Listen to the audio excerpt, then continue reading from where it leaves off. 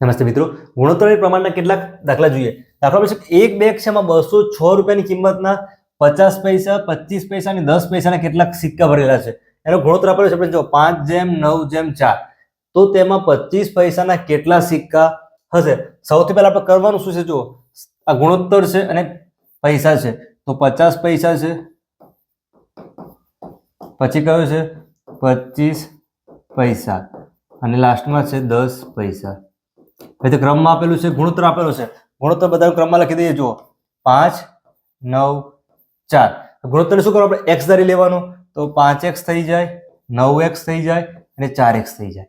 જો 50 પૈસા એ જો ટોટલ રૂપિયામાં આપેલું છે, તો આપણે આ જે પૈસા છે ને રૂપિયામાં કન્વર્ટ કરીએ તો 50 પૈસા છે શું લખાય? 1/2 લખાય. અહીંયા કરી દો 1/2 વડે ગુણાકાર. 25 પૈસાને શું કહેવાય? તો 1/4 કહેવાય છે. અને 10 પૈસા છે ને કહેવાય 1/10. જો ટોટલ કિંમત છે, તો આપણે ગુણોત્તરનું શું કરીએ? સરવાળો કરીએ. મૂકી દઈએ પ્લસ, અહીંયા પ્લસ મૂકી દો, પ્લસ મૂકી દો. તો એડિશન કેટલું થવાનું છે? 200 રૂપિયા આપેલું છે. ખ્યાલ આવ્યો? જો આવું રવા દેવું ના હોય તો શું કરવું? 5x × 1 કરીએ એટલે કે 5x/2 થઈ જાય. પ્લસ 9x × 1 છે, 9x/4 પ્લસ 4x છે, 4x/10 બરાબર 206. ડાબી બાજુ છે, આપણે લસા લેવો પડશે. 2, 4 અને 10. લસા લેવો હોય, જો 2 અને 4, તો 4 ના એમાં 2 આવે છે, આપણે 2 લેવાના નહીં. જો અહીંયા 4 છે, તો 2 દુ 4 થાય. શું થાય? 2 × 2 4, 2 × 5 10. આ 2 અહીંયા 2 વખત છે, તેને કેટલી વખત લેવાના છે? એક જ વખત લેવાના છે. તો 2 × 2 4, 4 × 5 કરીએ એટલે 20. લસા કેટલો લેવાનું છે? 20 લેવાનું છે. તો 20 લેવા માટે અહીંયા જો આખામાં છેદમાં લખી દઈએ 20. 2 ને કેટલા વડે ગુણીએ તો 20 થાય છે. 10 વડે ગુણીએ, 10 ને 5 વડે ગુણવાના. 10 5 50x પ્લસ 4 × 20 બનાવવાના છે. 4 × 5 20. જો 4 × 5 20 થાય, તો આજે 9x છે, એનો ગુણાકાર કેટલા જોડે કરવાનું છે? 5 જોડે. 9 × 5 45x પ્લસ 10 છે, 10 × 4 × 2 કરવાના એટલે 8 આપેલા છે. જો સરવાળો કરવો હોય ડાયરેક્ટ 50 અને 45 95 છે. 95 માં આપણે જો 5 એડ કરીએ એટલે 100 અને 103 થાય. 3x છે, છેદની અંદર 20 બરાબર 200. જો સાદું હોય તો 103x બરાબર સામે 206 આપેલા છે. આ 20 છે, અને સામે મૂકી દઈએ તો ગુણાકાર થઈ જાય 20. x બરાબર 206 × 20, છેદની અંદર આવી જાય 103. તો ગુણાકાર કરીશું, પાછું ભાગ ચલાવવાનું છે. અહીંયા 2 ભાગ ચાલે છે, તો x બરાબર 40. x ની વેલ્યુ કેટલી મળી છે? આપણને 40 મળી છે. હવે જો શેને શોધવાના છે? 25 પૈસાનું શોધવાનું છે. તો 25 પૈસા માટે કેટલા લીધેલા છે? આપણે 9x લીધેલા છે. 25 પૈસા બરાબર 9x, તો 9 × 40, 9 × 4 36 અને 0 360. તો 25 પૈસાના કેટલા સિક્કા હશે? 360 સિક્કા હશે. એવી રીતે 50 પૈસાના કેટલા સિક્કા હશે? આ તમારે હોમવર્કમાં ટ્રાય કરવાનું છે. જવાબ છે કોમેન્ટમાં જણાવવાનું છે. આગળ બીજો ક્વેશ્ચન જોઈએ. 3 ટીવી છે, એની કિંમતનો ગુણોત્તર આપે છે 4:5:7. આ પૈકી સૌથી મોંઘી અને સૌથી સસ્તી ટીવીની કિંમતનો તફાવત આપેલો છે 60,000 રૂપિયા. તો મધ્યમ કક્ષાની એટલે જે 5 છે એના માટેની વાત છે. ફરીથી 4:5:7 છે. x બનાવી દઈએ બધાને. જો થઈ ગયું છે. હવે સૌથી મોંઘી છે, કિંમત કેવી રીતે? સૌથી મોંઘી 7x લઈ લઈએ. પછી સૌથી સસ્તી, સૌથી ઓછો કોનો છે? 4x. તો એ કિંમતનો તફાવત લેવાનો છે, તો કરી દો બાદબાકી. કેટલી મળે છે? 60,000 મળે છે. 7x માંથી 4x માઇનસ કરીએ એટલે 3x બરાબર 60,000. તો x બરાબર 60,000, છેદની અંદર આવશે 3. તો x બરાબર 3 × 2 6 એટલે 20,000 રૂપિયા. એ શું થયું? x ની કિંમત. હવે આપણે શોધવાનું શેના માટે છે? તો મધ્ય કક્ષા એટલે સૌથી વચ્ચેની કિંમત છે એ 5 છે.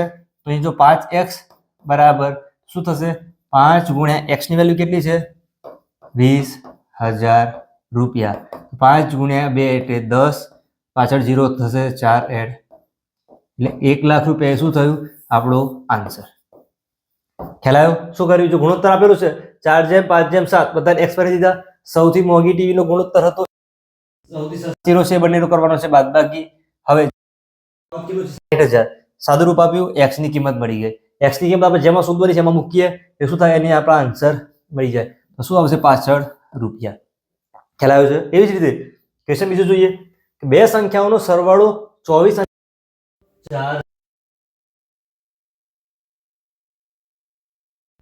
x પ્લસ y લઈ લો. સરવાળો કહી દો છે કેટલો છે? 24 છે. તફાવત કરીએ તો x માઇનસ y બરાબર કેટલો છે? તફાવત આપેલો છે 4 છે. આવી રીતે હવે સાદુરૂપ આપીએ શું થાય? જો અહીંયા આ y અને y કટ થાય છે, અહીંયા 2x છે, સરવાળો કરીએ 24 પ્લસ 4 28 થાય છે. x બરાબર 28 ના છેદમાં 2. તો x ની કિંમત કેટલી મળી છે આપણને? 14 ગુણ્યા 2 કરીએ એટલે 28 થાય છે. એ રીતે y ની કિંમત શોધવી હોય તો જો શું કરવાનું? કોઈ પણ એક સમીકરણ લઈ લો. x પ્લસ y બરાબર 24.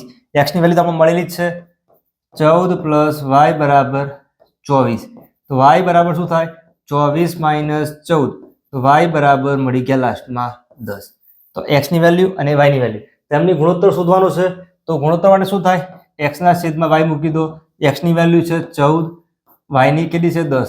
14:10 બોલાય, પરંતુ જો ભાગ ઉડે છે 7 ગુણ્યા 2, 5 ગુણ્યા 2, 2 કટ થઈ જાય તો 7/5. આ શું થયું? આપણો આન્સર. ખ્યાલ આવ્યો? જો તમે ભૂલથી ઉપર 10 મૂકી દો, નીચે 14 મૂકી દો તો આપણો જવાબ કેટલો થઈ જાય? 5/7. એ પણ ઓપ્શનમાં આપેલું એટલે ધ્યાનમાં રાખવાનું. x અને y નો ગુણોત્તર કીધું છે એટલા માટે 7/5. આવી રીતે જો તમારો વિડીયો પસંદ આવતો હોય અથવા અલગ અલગ વિડીયો જોવા હોય તો કરવાનું છે પ્લેલિસ્ટમાં દરેક ચેપ્ટર વાઇઝ વિડીયો મૂકેલા છે, પણ તમે જોઈ શકો છો. ક્વેશ્ચન જોઈએ, બે સંખ્યાનું પ્રમાણ આપેલું છે જો 12/13. જો દરેક સંખ્યા 20 થી ઘટાડવામાં આવે છે તો નવું પ્રમાણ મળે છે 2/3. તો બંને સંખ્યા શોધવાની છે. સૌથી પહેલા સંખ્યા કઈ છે? 12x છે. બીજી કઈ છે? 13x છે. છેદમાં લખી દઈએ 13x. બંનેમાંથી 20 શું કર્યા છે? ઘટાડ્યા છે. ડાયરેક્ટ ઘટાડી દો. અહીંયા 20 કરી દો, અહીંયા પણ 20 ઘટાડી દો. તો નવો ગુણોત્તર શું મળે છે? 2/3. 2/3 બોલાય અથવા 2/3. આવી રીતે મળ્યું છે. સાદુરૂપ આપણે કરવું શું પડશે? આજે 3 છેદમાં છે સામે મોકલીએ. 12x માઇનસ 20 ગુણાકાર થઈ જશે 3 જોડે.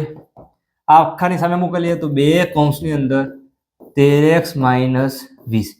ખ્યાલ આવ્યો? શું કર્યું? સમીકરણ બનાવ્યું છે, પછી આજે ગુણોત્તરમાં છેદમાં 3 છે આપણે સામે મોકલીએ સમીકરણમાં શું થાય? છેદવાળું છે અંશમાં જઈને ગુણાકાર થશે. આ છેદ છે સામે જશે. હવે જો આ 3 નો ગુણાકાર 12x જોડે, 12 ગુણ્યા 3 એટલે કે 36x. 20 નો ગુણાકાર 3 જોડે તો 60 એ માઇનસ થશે. 13 ગુણ્યા 2 26x. જો ગલતી ક્યાં ના થવી જોઈએ? તો આજે 13x નો ગુણાકાર 2 જોડે કરીએ છીએ, પછી બીજી સંખ્યા છે એનો પણ ગુણાકાર 2 જોડે થાય. અહીં જો -20 ગુણ્યા 2 કરીએ કેટલા થાય? -40. આ x વાળા પદને આપણે ડાબી બાજુ લઈએ, સંખ્યા મોકલી દઈએ જમણી બાજુ. 36x માઇનસ 26x બરાબર -40 હતા. આજે -60 સામે જશે, શું થશે? +60. 36x માંથી 26x માઇનસ કરીએ કેટલા વધે છે? 10x બરાબર -40 + 60 જવાબ આવે છે 20. તો x બરાબર 20/10. તો x ની વેલ્યુ કેટલી મળવાની છે? 10 ગુણ્યા 2 20.